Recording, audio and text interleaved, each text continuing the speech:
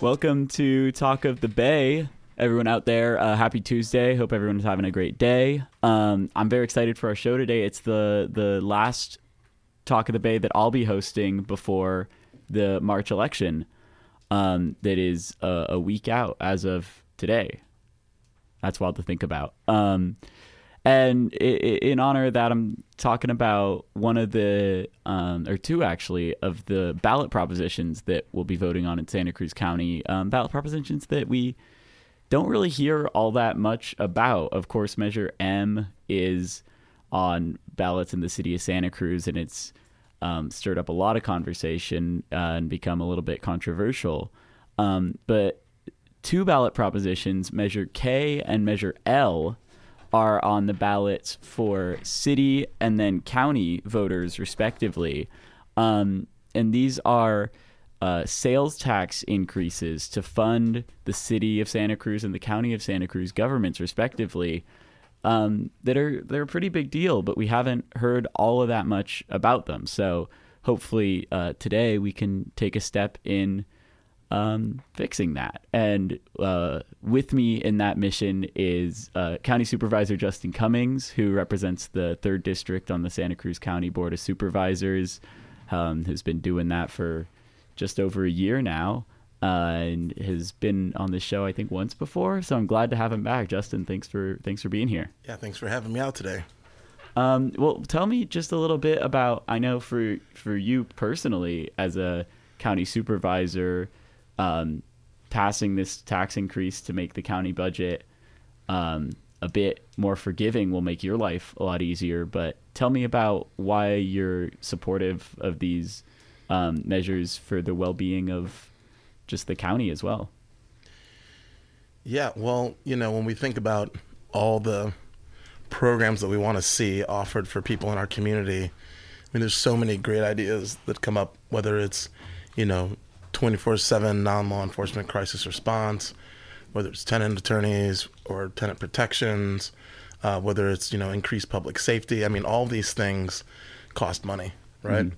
And, when we look around and we think about, the impacts that we're taking from climate change, our growing population, the cost of living, how that's going up, and it's actually making it harder to attract and retain workers for both the city and the county.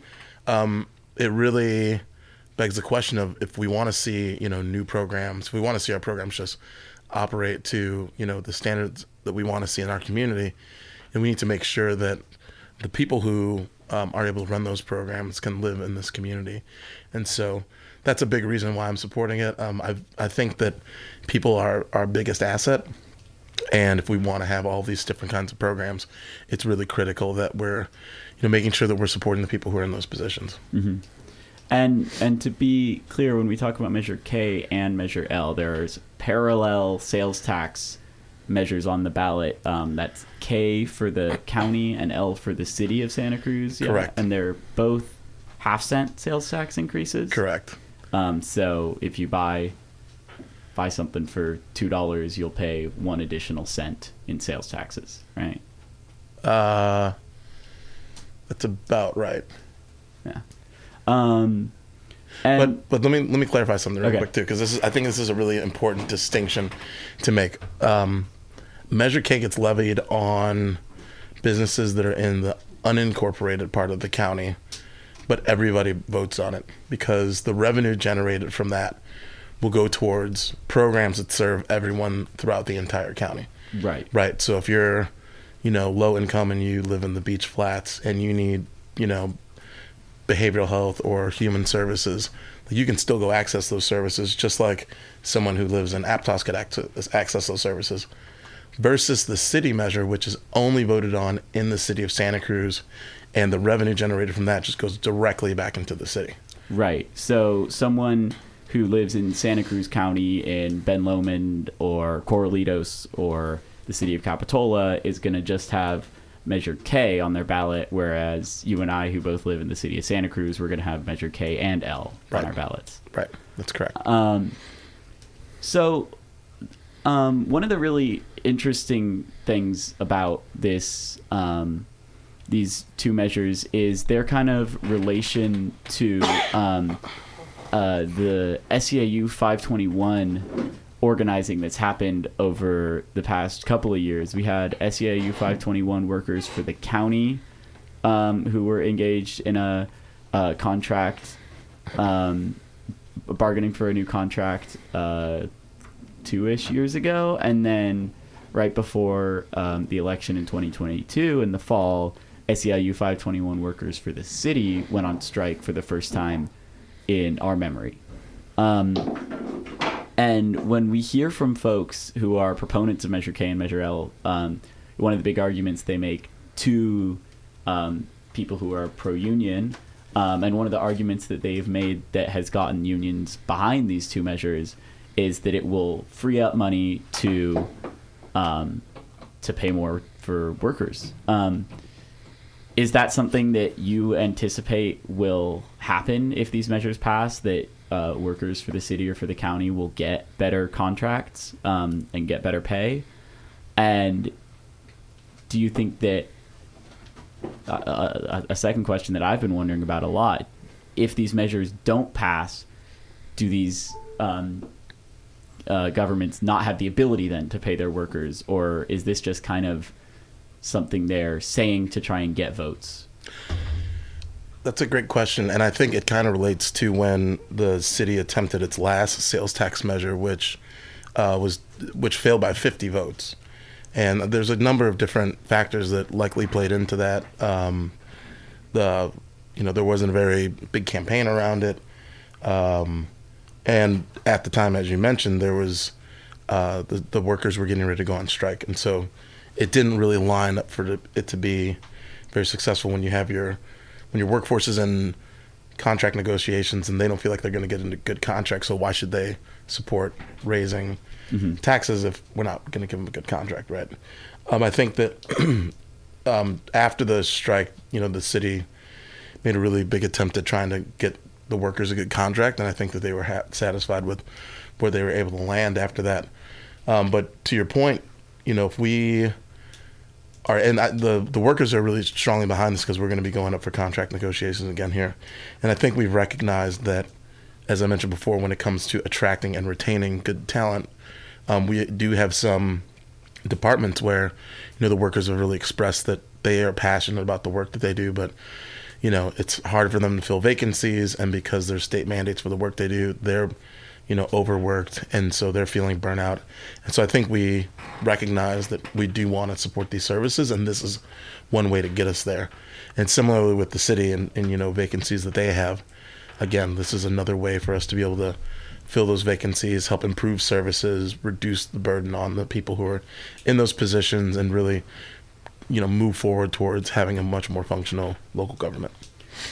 So, the way we're presenting this so far is basically the government's going out and has put two measures on voters' ballots to increase taxes so that the government can basically continue functioning and increase the service that it provides to people. And I think any Democrat in Santa Cruz can assume that there will be some sort of right-wing opposition to increase taxes. When I see this one sign driving into Felton on the way to work, and I'm not going to bother to quote it correctly because I can't remember, but it says something to the purpose of vote no on Measure K, and it says something like another ploy to grab our money, something like that the whole taxation is theft kind of thing. But something I've been noticing over the past couple of weeks, which is what really prompted me to talk about this for this show, that I find really interesting, is that there's also a significant left-wing opposition to Measure K and Measure L. The first thing that I saw that really tipped me off to the fact that this exists is that the Santa Cruz DSA, the Democratic Socialists of America, on their voter guide recommended a no vote for both of these measures. And I thought about it for a little bit, and I wasn't all that surprised because there are some real gripes that people on the left have had with these measures. Specifically, the most significant among them is that it's a sales tax increase, and a lot of folks have an issue with that because they call it a regressive tax. And for anyone listening, a regressive tax is one where a higher share of it is paid by folks with less money and resources, and wealthier folks don't pay as much towards it. So, Justin, you and I are both actually DSA members, and you're obviously supportive of it. So I'd love to dig in for these next few minutes to just talk about these issues that the left has on KNL, because I find this left-wing debate over these two measures to be really fascinating, whereas the right-wing opposition to taxes in general is kind of played out. Yeah, I think that it's a little bit misinformed, and so hopefully this will help inform people more. But when we think about these two taxes and what's exempt from them, so groceries, going to the grocery store, that's exempt. Medication is exempt. Diapers are exempt. Feminine hygiene products are exempt. So if you think about the things that low-income people need in terms of essential items for survival, it's like the majority of those are largely exempt. But when you think about a lot of the recreational activities that people do around here, like going out to dinner, or going out to bars, or going out to wineries, or just going and buying stuff in general, people who have more wealth are more likely to be going out and just kind of spending more on that than your average kind of lower income person. So, when you think about like Santa Cruz has a huge surfing community, biking community, like those are the kinds of things that are more higher end that will be getting taxed. And people who are going and fixing those things and, buying new wetsuits and all that kind of stuff, like those are the things that are going to be more frequently taxed in this community. And given that people in this community engage in those activities on a much more frequent basis, there's going to be a lot more money coming from the wealthier end. The other side of it too is that, we see probably close to 1 million people who come here a year for tourism. And the tourists who come into this town and are frequenting restaurants and all these kinds of things, they're also going to be paying into that tax. So a lot of folks have asked me, like, what can we do to tax tourists more? And it's like, well, our sales tax, they pay into that.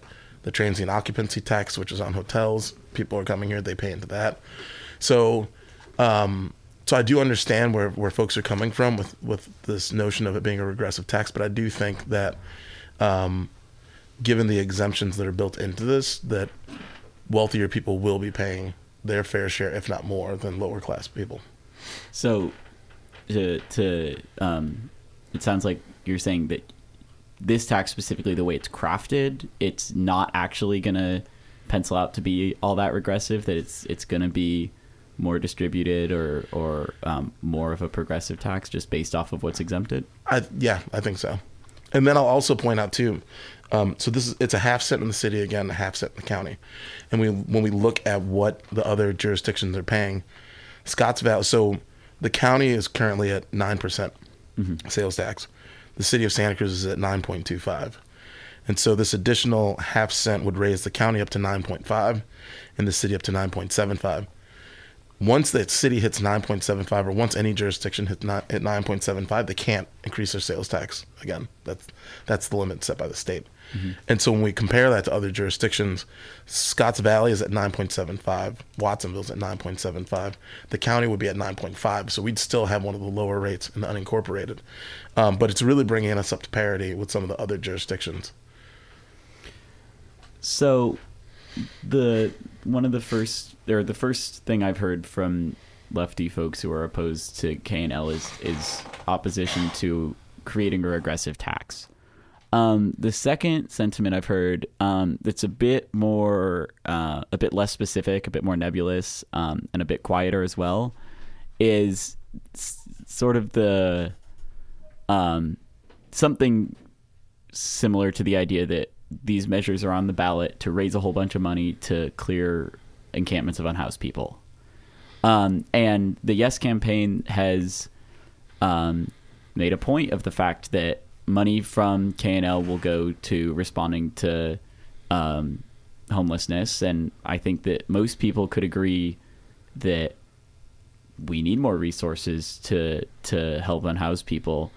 What would you say to the concern that this will give more money to the responses to homelessness that folks like you and I are concerned about, responses that are, based around criminalization and punishment?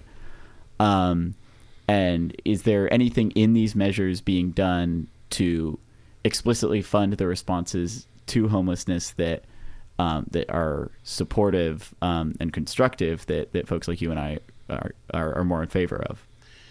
Yeah, I can speak to a little bit on each. Obviously in Santa Cruz, there's people in this population who see encampments, they want to have them cleared. The city's passed ordinances on that. But at the same time, there are folks who want to see them go somewhere, that it's not just, we're moving people around from one campsite to another, that there's actually somewhere where people can go and receive services. And the $14 million that we got from the state back in 2021, all those dollars are drying up. So if we think about the people who are up at like the Armory, 1220 River Street, the people who are, getting services, they're in places where they're not going to be bothered and they can get connected to help and ultimately into housing. I mean, there has to be a revenue stream for that. And when I was on the council, because of Martin versus Boise, which says that if you don't have a bed for someone to go to, you can't move them off the street. It really forced the city to have to start stepping up to create these services.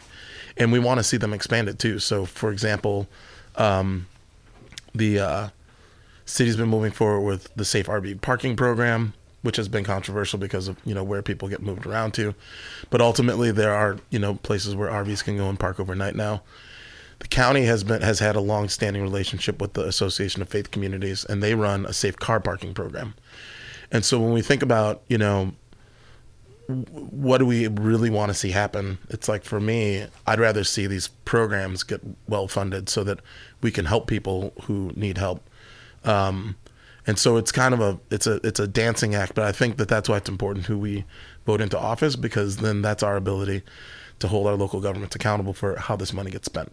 And so for me, it's like, let's make sure that our services are well funded so we can actually make a real difference rather than just move people around from place to place. So there is a chance that these funds will go to a response to homelessness that we're not big fans of, just because government can do things that we disagree with tax money. But what you're saying is that, assuming that we keep electing folks who are taking, helpful and productive approaches to homelessness, that this money will be going towards those. Well, and I also think it's not just who's getting elected. I think it's really important that folks are showing up and they're paying attention, because one of the times when we have the smallest audiences at our board meetings and city council meetings is when the budget comes up. And it's crazy because everybody wants to see their funds spent in a very positive way, but when it's time to talk about the budget, it's just dead silent. There's no one there. And so I do also think it's important that people really pay attention to, what are we spending our money on? What programs are we proposing? So that when it's time to vote, we can go and tell our elected officials, like, hey, we don't want you to vote on that, or we want you to vote on this, And so, so my hope is that, if and when this gets passed, that we can, have a level of accountability where we're making sure that we're spending this funding in ways that our community think is the correct way. I guess one question that I don't know the answer to, maybe you do, is if it's even legally possible to like earmark funds within these measures for specific approaches on an issue. Maybe it would be for a specific program or something like that. Yeah. So the reason why that approach wasn't taken is because if you have a tax measure that calls out something specific, it has to be two-thirds of the people or more have to vote in favor of it. And that's much more challenging versus we know that our needs change over time. Right. So for example, if this passes in the county, it's going to generate about $10 million per year in perpetuity until the voters vote it off.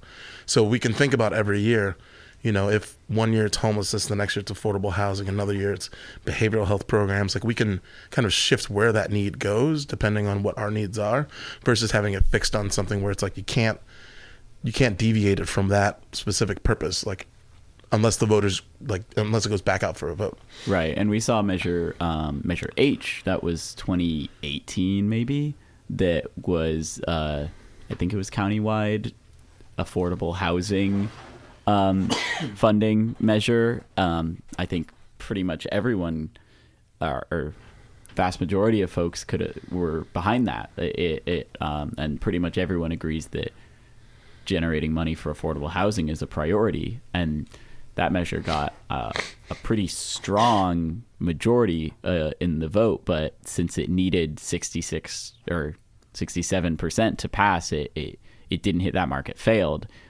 Even though a majority of people voted for it. So that makes perfect sense that crafting a measure that only needs a majority to pass rather than 2/3 is a big priority. I think this is a good time to take a quick break and play some music. We have so far been talking about K&L, the support for it, the reasons that these are on the ballot, as well as what they are, as well as some of the disagreement with them from the left and from the right. And we will be right back on Talk of the Bay on K-Squid. Stay tuned. Oh, if I lose it, I'm gonna move it down to the Keys. Maybe I don't stop for me, don't need no jacket. If you can't hack it, you better come with me. Down to the Keys, down to the Keys. All right, welcome back to Talk of the Bay here on K-Squid. I'm Bodie Shargel. I'm joined by Santa Cruz County Supervisor Justin Cummings. We're here talking about measures K and L, which are on city and county ballots, respectively. I think I got the order right there. Has half-cent sales tax increases to help our governments shore up their budgets. In the first little bit of the show, we covered what they are, some of the recent history that's led to these being on the ballot, as well as some of the opposition to them from both the left and the right. I'd like to get into a little bit of maybe political strategy here, because as I mentioned earlier, DSA Santa Cruz recommended a no vote on these, and I'd like to kind of pick your brain, Justin, just about the thought process of the elected officials who have been putting these measures on our ballot. Of course, we had a city sales tax measure last election cycle that failed by about 50 votes. I think you mentioned that earlier. And because of that, the city's budget has been pretty rough until this point. And if they're not able to pass this sales tax increase, they might be in some trouble. I don't know if you agree with that. I'd like to hear your thoughts on that as well.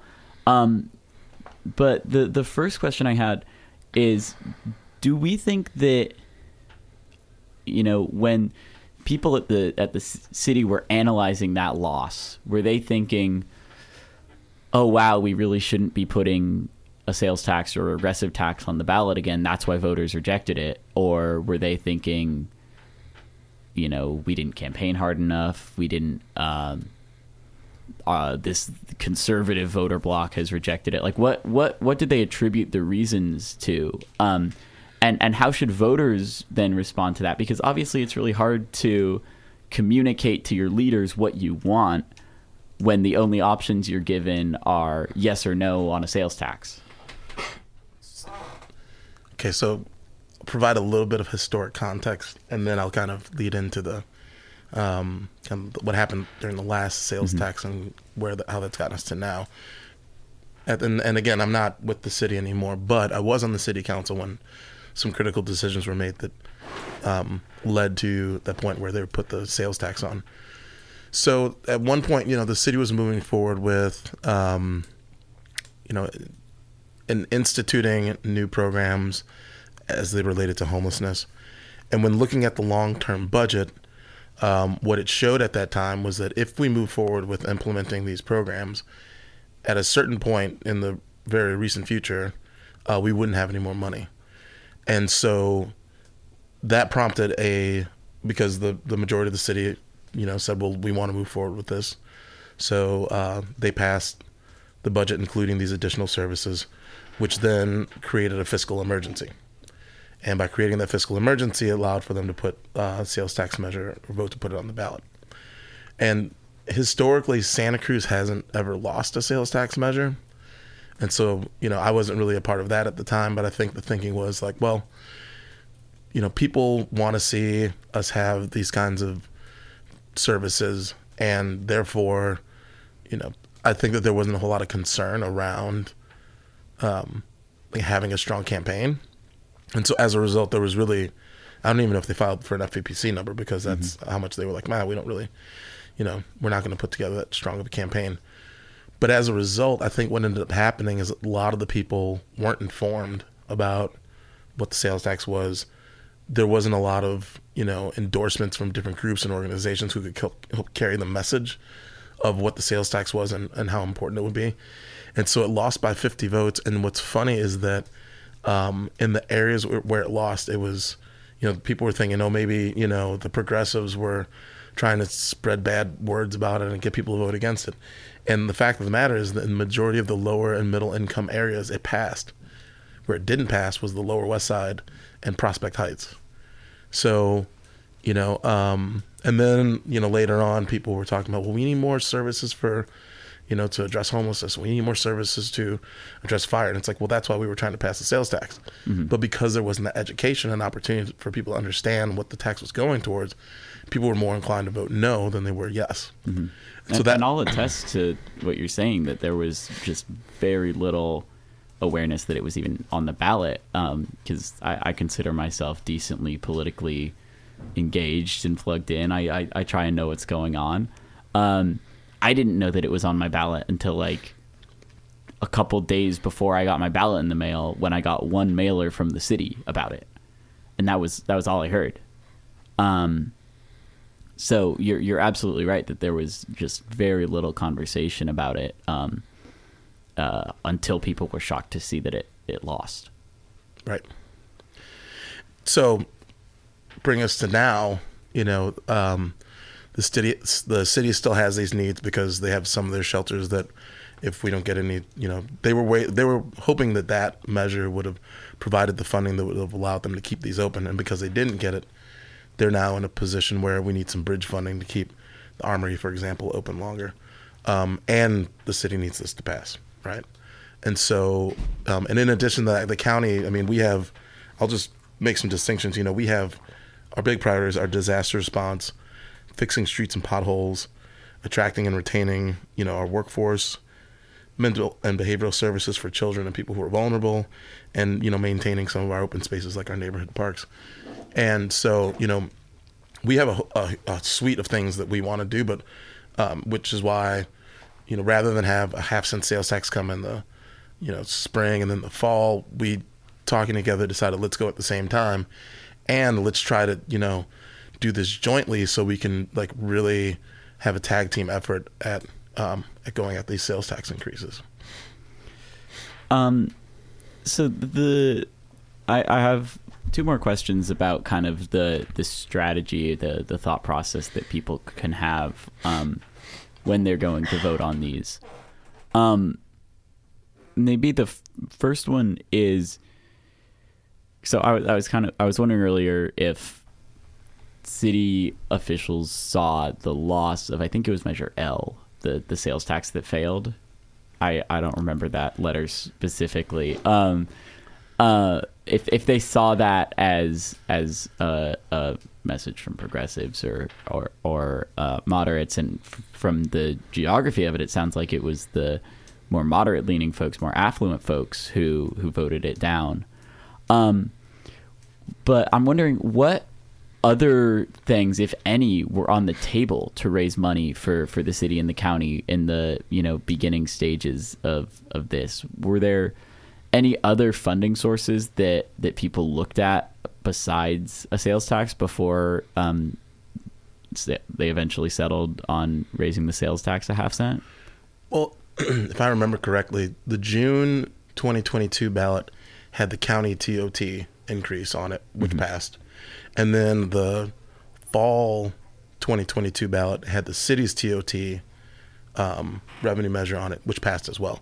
So we have, these two recent, which I would consider more progressive. I mean, the revenue measures that both passed in the city and the county. And voters seem pretty eager to tax tourists. Right. Yeah. Yeah.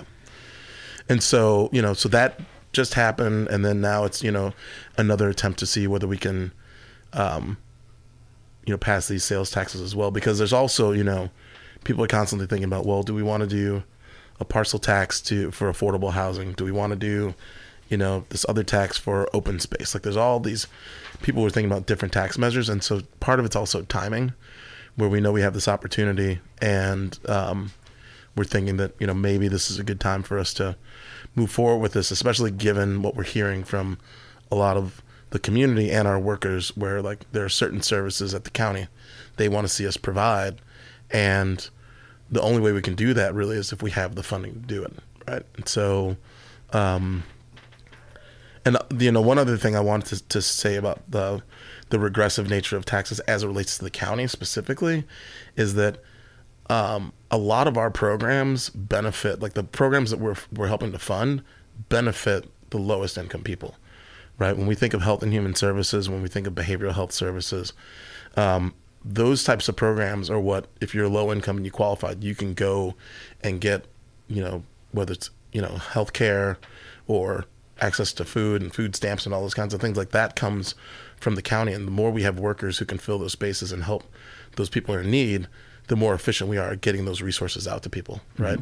So people might think of it, the sales tax, as a regressive tax in that sense, but it's like, but the services that we're providing, a large proportion of them are going to go help low income people. So that it's kind of a win-win in that regard.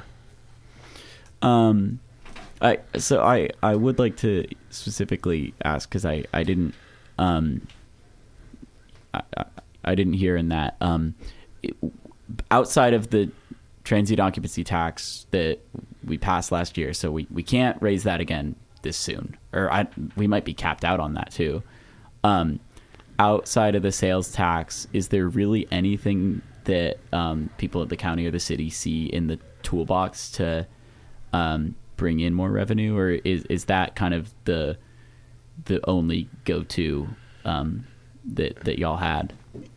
I think for right now, that's what was on folks' mind. I mean, there's been conversation around, different types of taxes and bonds for affordable housing, but as it relates to kind of general fund and like funding that can go towards general services, these are the two I think that have really been, this is the sales tax has been like the thing that's been the main focus of interest, especially because we have the county is at 9%, which is the lowest in the entire county. And the idea is, well, everywhere else you go, it's between 9.25 and 9.75.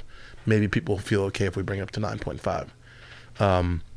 The city, again, has one of the lower ones when compared to the other cities. And so for them, it's like, well, let's bring it to the max, just like Watsonville and Scotts Valley. And so, it's always thinking about what to do when, and this is what's like at the top of our minds right now. And there aren't many other options. So that's why it's also going to be important for us to think creatively about what could be in the future another way that we can provide more revenue for our general fund. Right. I mean, one thing that we've heard rumors of in Santa Cruz for the past couple months is an increase to the real estate transfer tax when people buy or sell homes, or other real estate property. For example, the Hilltop Apartments were sold. A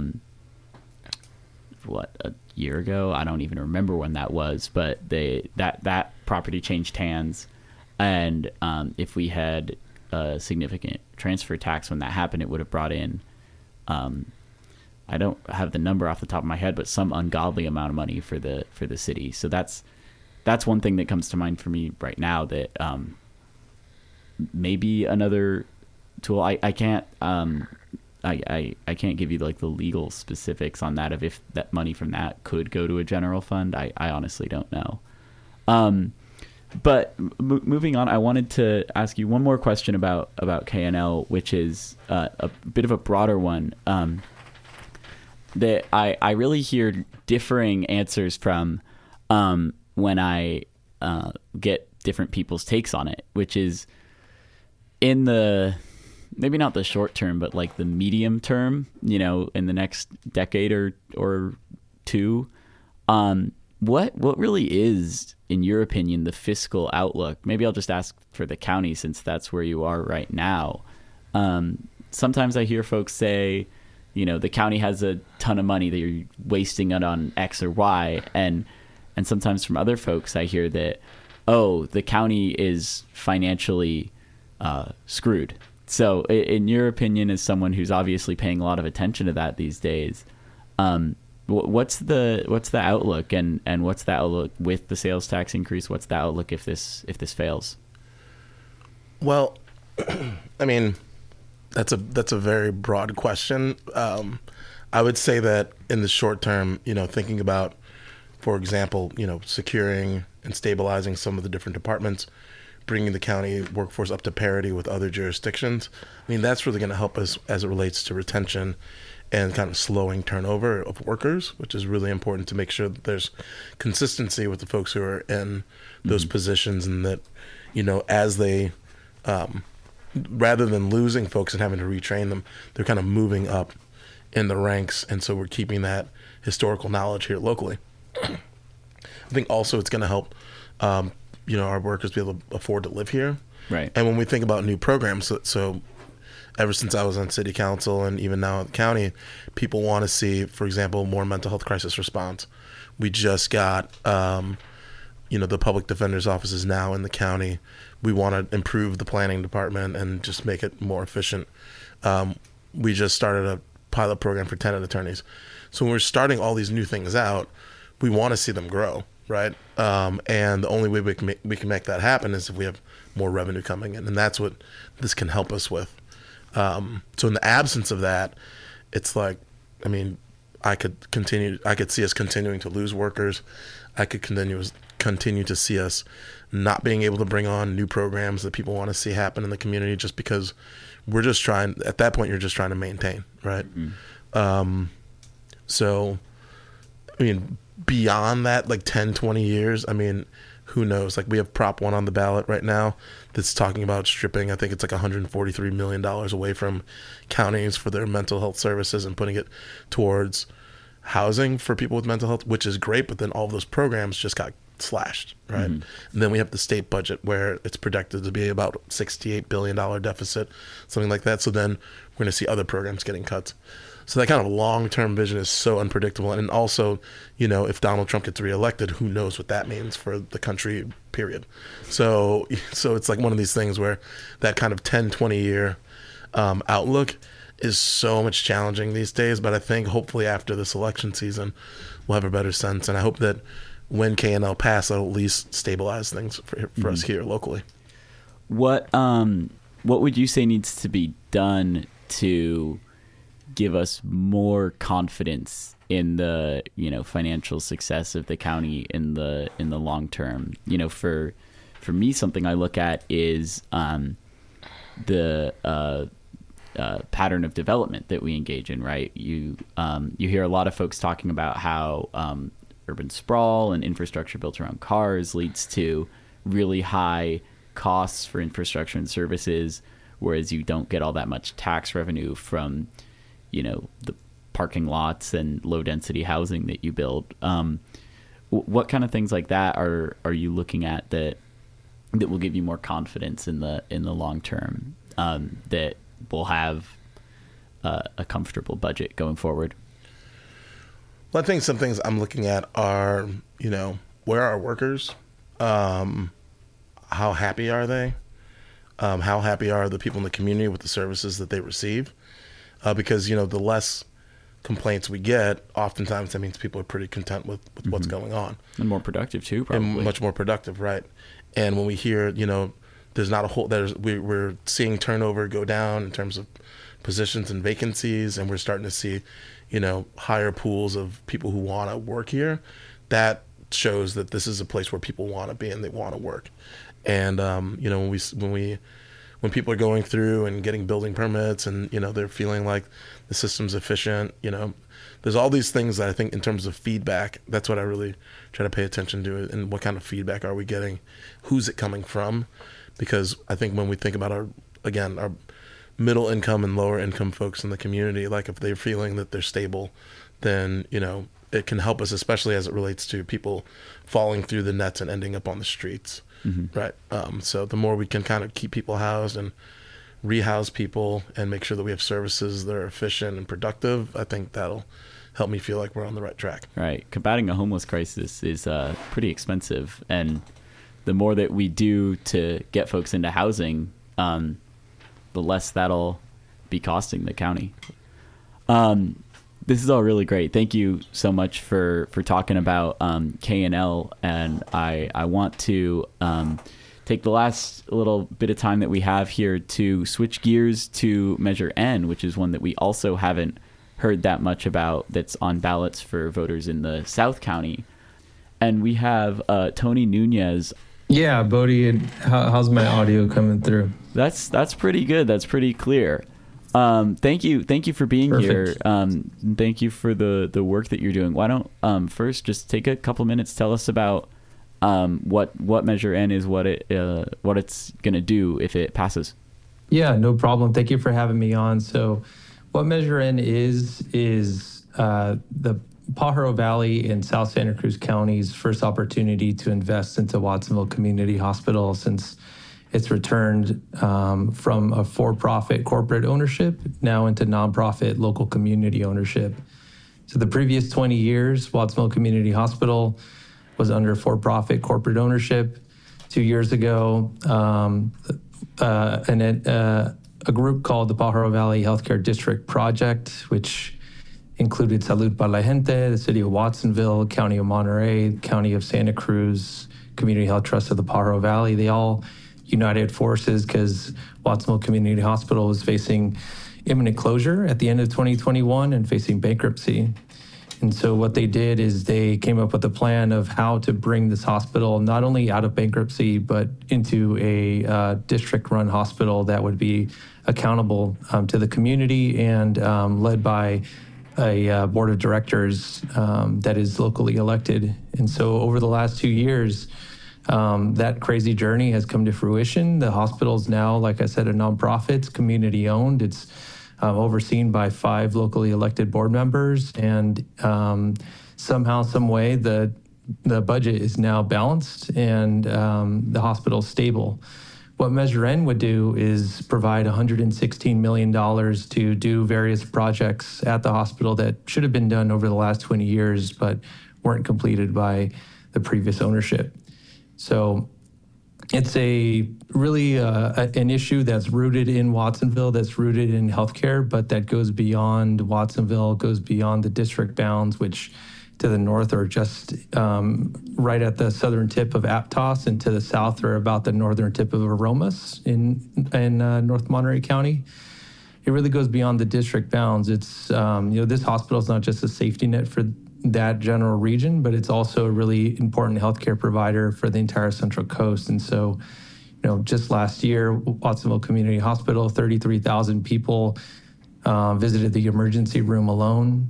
900 babies were born at Watsonville Community Hospital. That's the most of any delivery room in Santa Cruz County. And so, we don't know what the future holds in terms of, another pandemic or the Medicare and Medi-Cal reimbursement rates going up or down.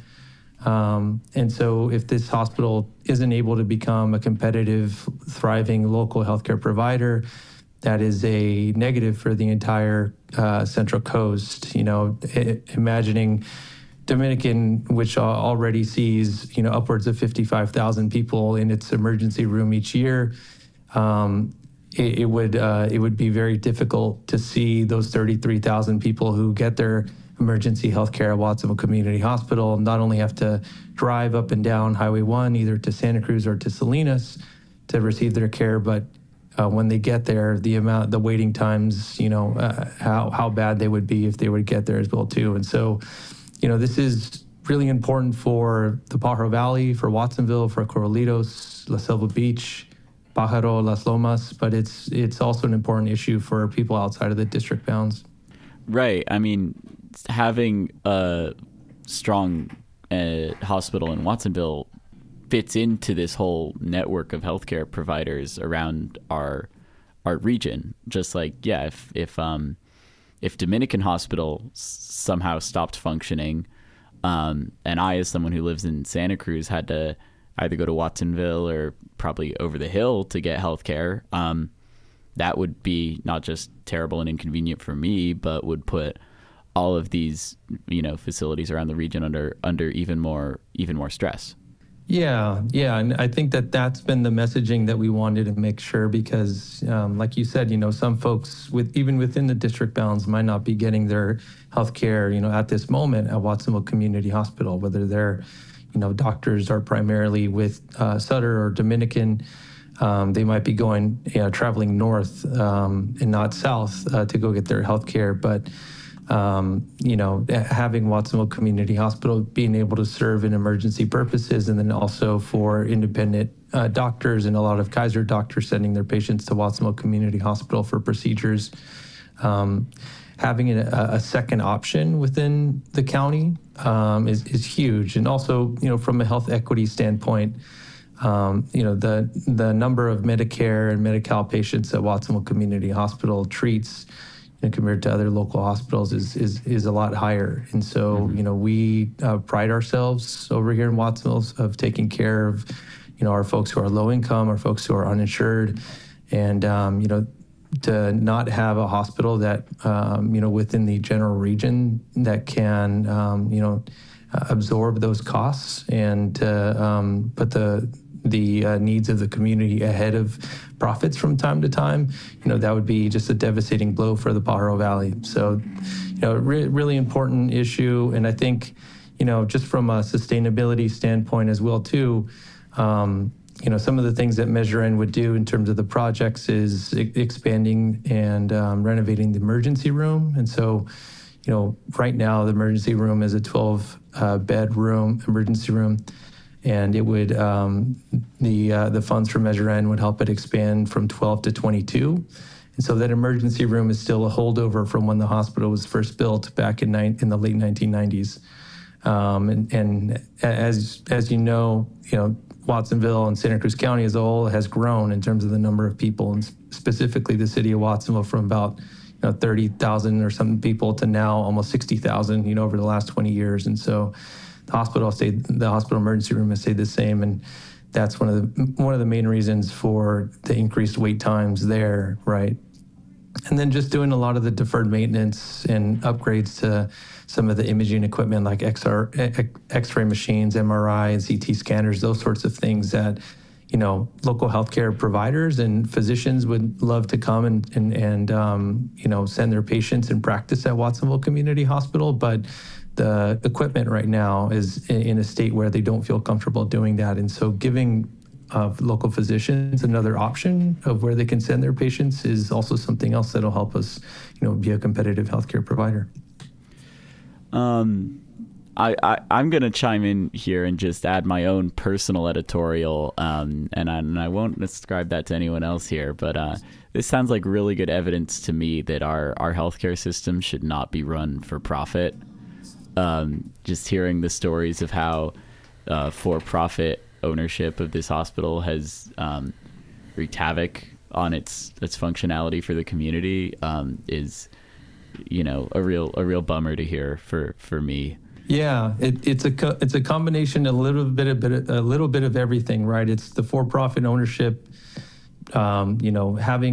making not enough to quell shareholders and also make investments into the hospital and the facility, right? And so having several millions of dollars worth of deferred maintenance piling up over years because of that. And then also the pandemic, right? So it was incredibly difficult on all healthcare providers, especially especially hospitals that rely on surgeries and those sorts of procedures to kind of balance the sheet. And so when all of those things stopped, independent hospitals and rural hospitals, across not just California, but across the nation really struggled. And you've seen several community hospitals, rural hospitals, and for the population that we serve over at Watsonville Community Hospital, I think that, we would qualify for some of those standards. You've seen them struggle and a lot of them close down. And that's what we don't want, right? Is we don't want to have someone who is delivering a baby have to drive an hour to go to a hospital to make sure that they're delivering a baby, in a safe and supportive place. And so this is, it is, and I've seen this throughout the campaign trail, it is a message and it is a measure that has been, as soon as people hear the positives of it and the story of it and, the opportunity that our community has in front of us, people understand it and people sign on to it. And, it's even some of the traditional, I don't want to be taxed anymore. People understand it, that this is something that is much needed in our community. The nice thing too about having a locally elected board is that there's that level of accountability too, because the elected board's going to want to make sure that the hospital is functioning at high capacity and it's keeping its budget stable. And if the community is not happy with it, it's great that they can vote people on and off that board. So I think that's another piece of it that's going to be really beneficial in terms of it being truly owned by the community. Absolutely. Tony, I want to thank you so much for coming on and talking about Measure N and the work that you guys are doing to support Watsonville Community Hospital. We're pretty much out of time here, so I want to thank you, Tony. I also want to thank Justin for being here to talk about K&L. There's a lot of really interesting questions about those measures, but there's a lot of stuff on the ballot, and I'm glad that we can get some information out about those things. And I'll take the last couple seconds here to say voter turnout is so low so far. I've been hearing like 8% of people have returned their ballots, numbers like that. So if you have a mail-in ballot sitting in your house, please do return it. It's important. It takes some time out of your day and fill it out, drop it off at a drop box. It's worth doing. Or also just go to the polling place and vote on election day. If you don't like voting by mail, just make sure you vote. Yeah, that's fun too. Either way. So go vote. You got a week left to do it. Thank you, Justin. Thank you, Tony, for being here. Thank you, Nyanko, for subbing in on the sound as the producer. And finally, thank you, everyone out there, for listening. Have a great day. Take care.